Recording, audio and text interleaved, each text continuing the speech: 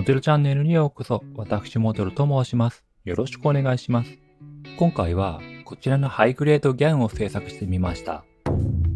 独特なフォルムで他のモビルスーツと一線を画すデザインに惹かれてのチョイスですが、今回も簡単な加工処理をするのと、もう一点新たな試みとして、前回制作で扱うのに少し手こずったメキ調スプレーを使ってキラキラ甲冑風なギャンに仕上げてみようと思います。今回も制作過程を動画に撮りましたが、なるべくテンポよく編集したつもりですが、あらと終わるかと思いますが、その点はご了承ください。では箱を開けていきます。箱のサイズと使用武器から予想はしていましたが、ランナーとパーツ数はかなり少ないですね。独特なフォルムの影響か、不使用パーツはポリキャップの一つのみでした。まずはいつものニッパーで切っていきます。発火えぐれを防ぐために少しゲートを残してカットしていきます。カットし終えたらアルティメットニッパー 5.0 で丁寧にカットしていきます。アルティメットニッパーで丁寧に切れば発火やえぐれは大体心配ないのですが、ギャンは曲線パーツが多くてカットの難易度が少し高かったです。最近思ったことですが、連邦系よりジオン系のモビルスーツの方が曲線が多いのでゲート処理が難しい印象です。全部カットし終えたら卓上ほうきで掃除します。次に仮組みですが、今回は割愛します。ということで仮組みが完成しました。いやー、予想以上にかっこいい、そして個性的です。構造を簡単に確認します。肩は少しディティールが加えられていて、合わせ目を上手に消していますね。オリジナルアニメよりも少し肩が大きい印象ですが、マッシブ感が増して個人的には結構好きです。胴体のスカート部分はほとんど見えないのですが、スカスカでした。背面スカートには立派な裏打ちパーツがありました。これは嬉しいですね。前面にも少しありました。手のパーツは右手や小手と指が別パーツですが、左は一体成形でした。多分縦に隠れるから簡素な作りなんでしょうね。頭の角はかなり丸っこいです。次に可動範囲の確認です。頭はぐるっと360度回ります。上下にも少し動きました。胴は360度回りました。肩は90度以上曲がりますね。肘は180度近く曲がります。ビームサーベルに合わせた作りなのかもしれませんが、ちょっとびっくりです。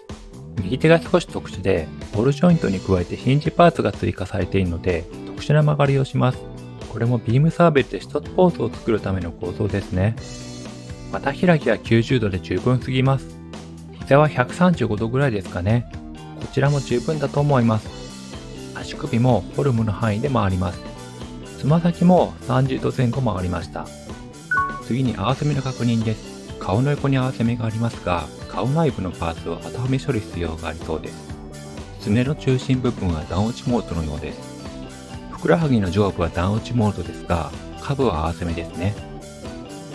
前腕部分の合わせ目ですが、肘と手のパーツをつなぎ合わせる必要があって、後はめ加工に少し手間がかかりそうです。一度パーツを分解しますが、今回はこちらのパーツオープナーを買ってみました。使ってみた感想ですが、狭い隙間に均等に力が加わるので外しやすかったです。ただこれで開き切ろうとするとパーツのエッジを傷つけやすいので、最初に緩めるために使うといいかなと思いました。次に頭目加工していきます。まずは頭の部分です。顔内部のパーツが引っかかるのでカットしていきます。このパーツはカットしてもはめ込みできるので加工は簡単ですね。滑らかに入るのが確認できたら、あとは頭部を接着します。今回はタミヤセメントを買って接着しました。足の部分はシンプルに足首と膝のポリキャップをはめ込んで接着します。一番厄介な前腕部分の合わせ目ですが、後目のために前腕接合部分のど真ん中をカットします。カット用に長谷川のモデリング総セットを買ってみました。見えない部分なので結構適当にカットしていきます。見事に真っ二つになりました。肘と手のパーツがはまるか簡単に確認します。多分大丈夫だと思います。確認後は手を接着して再度頭目確認をしましたが、まだ引っかかる部分がありました。再度カットして調整します。今度はスムーズに入りますね。しっかりはめて確認したいところですが、外れなくなったら大変なので、ここで止めておきます。次に物合い加工です。付属のシールは使わないで、別売りのクリアパーツを使っていきます。シールは2種類ありましたが、大きい方に合わせて円の直径が 2.5mm を使用します。目安傷をつけるテンプレート用にシールを実際に貼ります。カッターでドリル用の目安傷をつけます。はじめは 1.5mm のスピンドリルで穴を開けます。続いて 2mm でもう少し穴を広げてみます。最後に 2.4mm のスピンブレードで平らに整えます。クリアパーツがはまるか確認します。これも多分大丈夫ですね。押さえずにこのまま外します。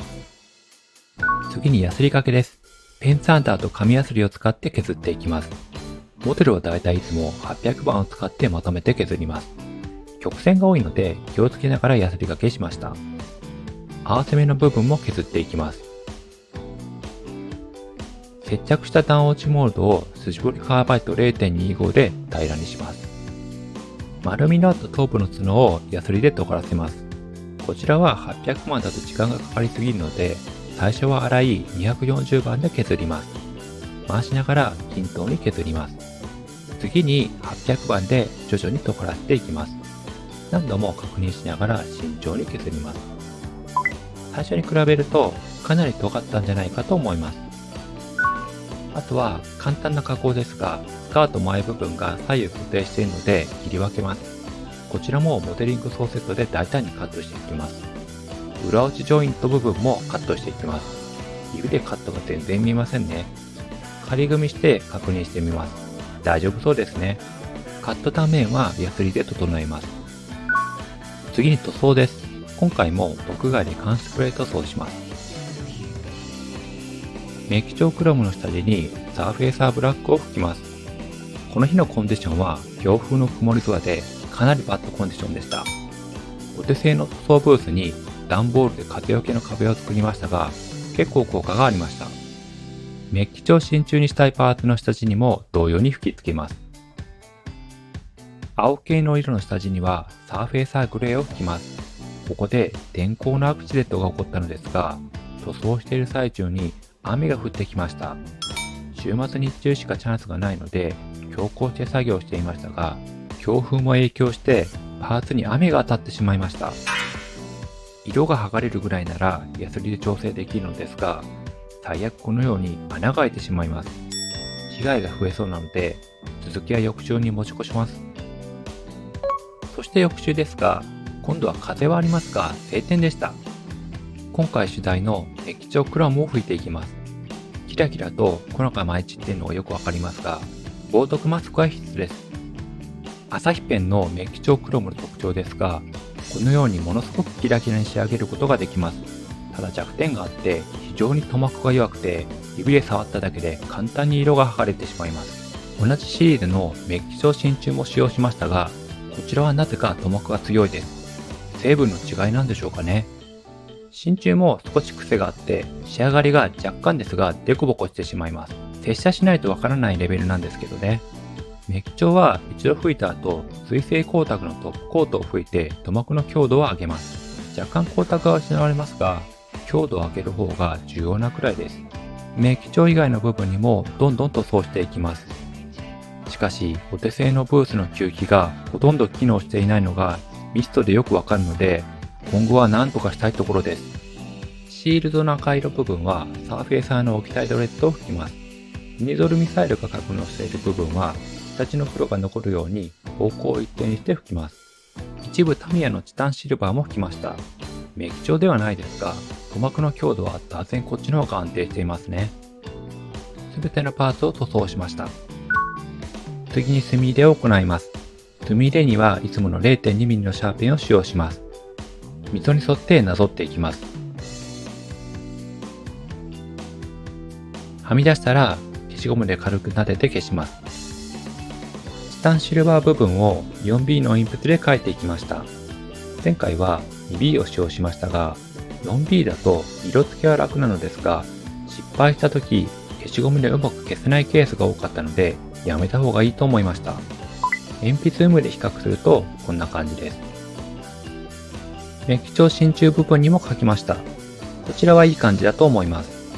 メッキ帳クロム部分も 2B 鉛筆で書いて終わらせる予定だったんですが、ちょっと色が弱い印象です。そこで今回は実験的に鉛筆に加えて墨入れ塗料のダークグレーを試してみました。塗料を少しつけるとラインに沿って一気に流れていくので、すごく楽ですね。しかし開けた瞬間から分かりましたが、臭いです。灯油の匂いですかね。そんな感じの匂いが広がります。モデルの家は機内に吸気ブースがないので、窓を全開にしないとこの臭さはちょっと危険です。失敗したりはみ出したらエナメル塗料で拭き取ります。鉛筆との比較は一目瞭然ですが、くっきりラインが表現できていますね。どんどん部屋が臭くなっていくので、丁寧にかつ急いで塗っていきます。次に門内の裏打ち加工です。今回は付属シールの余白部分を使います。攻めたいにを塗ってクリアパーツを接着します。適当にハサミで切って穴にパーツを乗せてカッターの平たい部分で押し込みます。少し接着ムラが出ましたが気にならない程度なので OK です。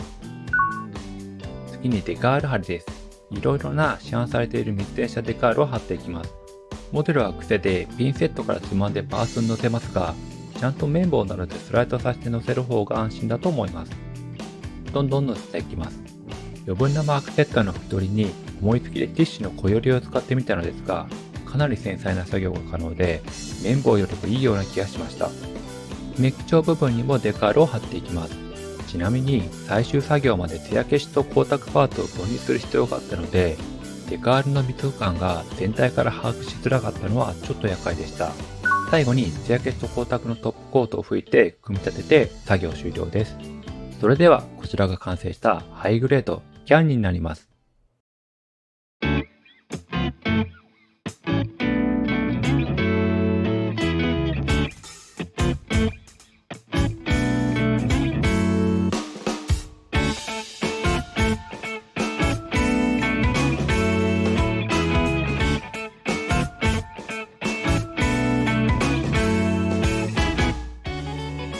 では簡単な完成レビューを行います。今回の取材だったメッキ感はかなり出たと思います。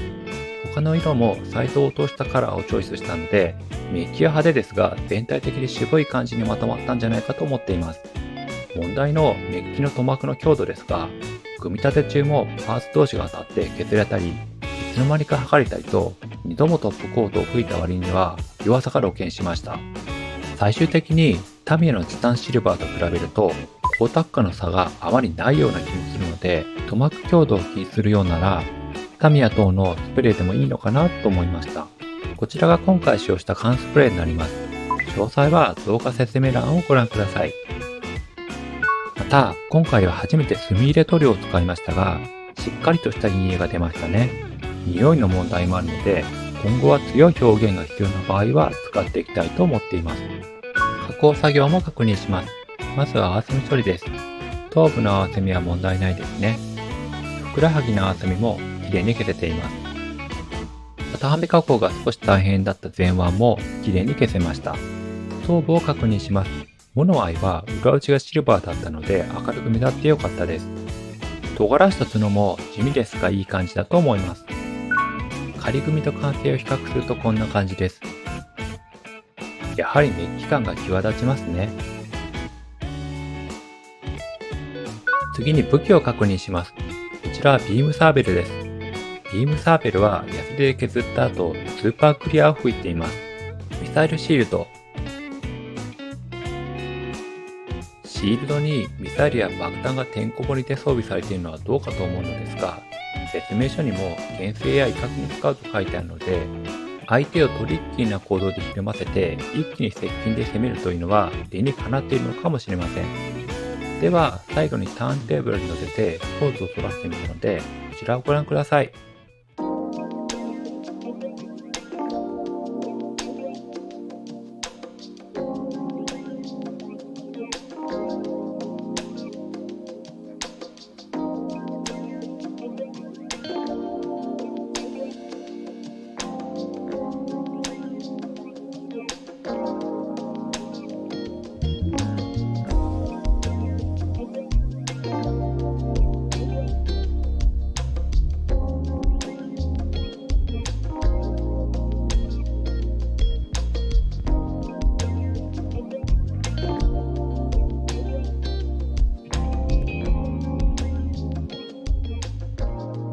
かがだったでしょうか。今回はキラキラ甲冑風ギャンを制作したのですが、とにかくメッキ調スプレーの扱いに苦労しました。今まで缶スプレーを既存の知識のみで扱っていましたが、スプレーにも色々個性があることを知ったので、いい勉強ができたと思っています。当然的にも満足しています。次回も好きなモビルスーツや題材をチョイスして制作したいと思いますので、またのご視聴よろしくお願いします。ちなみに今回は息子と娘に感想を聞いてみたのですが、息子はギャンって横顔が悪そうだよね。